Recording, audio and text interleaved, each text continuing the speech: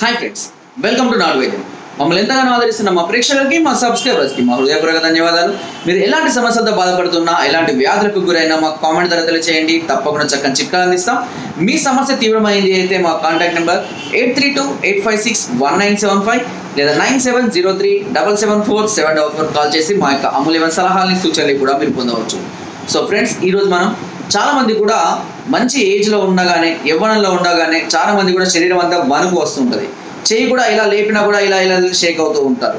కాళ్ళు కూడా ఒక ఫ్లాట్గా పెట్టినట్లయితే కాళ్ళు కూడా వణుకుతూ ఉండడం, మెడలు వణుకుతూ ఉండడం. సో బాడీ అంతా ఒక రకమైనటువంటి వణుకు తీవ్రతను కలిగి ఉండడం ఉంటుంది. ఇది అనేక రకమైనటువంటి వాతాలలో ఇది ఒక రకమైనటువంటి వాతం అని చెప్పుకోవచ్చు.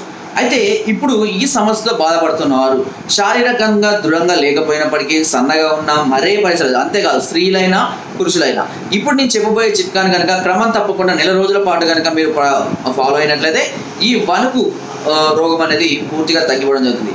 వణుకు రోగం ముఖ్యంగా రావడానికి కారణం ఏంటంటే బ్లడ్ సర్క్యులేషన్ అనేది శరీరం అంతటా సరిగ్గా ఫ్లోటింగ్ కాకపోవడం, అంటే ప్రసరణ అనేది జరగకపోవడం వల్ల ఈ వణుకు రోగం అనేది శరీరానికి మంచి బలం కలగకపోవడం అనేది జరుగుతుంటుంది. సో దీనికి సంబంధించి ఇప్పుడు నేను 2 చిట్కాలు చెప్తాను. చాలా సింపుల్ చిట్కాలు, ఇంట్లో కూర్చొని చేసుకోండి. దీనివల్ల మీకు ఈ వణుకు రోగం అనేది 1 మంత్లోనే పూర్తిగా క్యూర్ అయిపోవడం జరుగుతుంది. ఇవే మీరు 60 సంవత్సరాలు 70 సంవత్సరాలు ఉన్నా సరే ఈ వణుకు రోగం అనేది పూర్తిగా తగ్గిపోవడం జరుగుతుంది. సో మొదటి చిట్కా, దీనికి కావాల్సింది పిప్పలి చూర్ణం.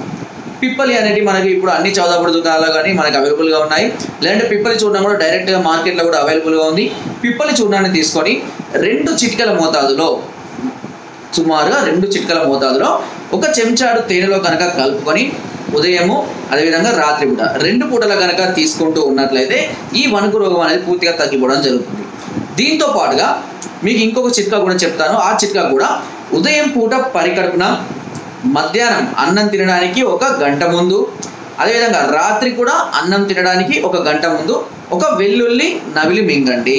ఈ వెల్లుల్లి వల్ల బ్లడ్ సర్క్యులేషన్ అనేది చాలా వేగవంతం అవుతుంది. దీనివల్ల ఈ నరాలకు బ్లడ్ క్లాటింగ్ అనేది జరిగి మంచి బలం అనేది పెరగడం అనేది జరుగుతూ ఉంటుంది.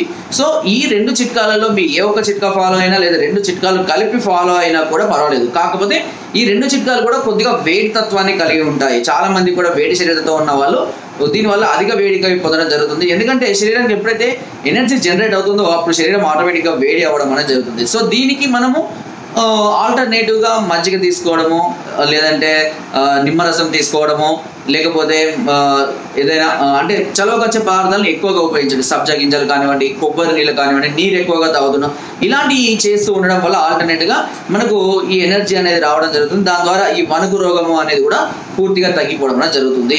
సో మీరు ఇలాంటి సమస్యలతో బాధపడుతున్నట్లయితే ఇప్పుడు నేను చెప్పిన చిట్కా చాలా ఎక్సలెంట్గా పనిచేస్తుంది.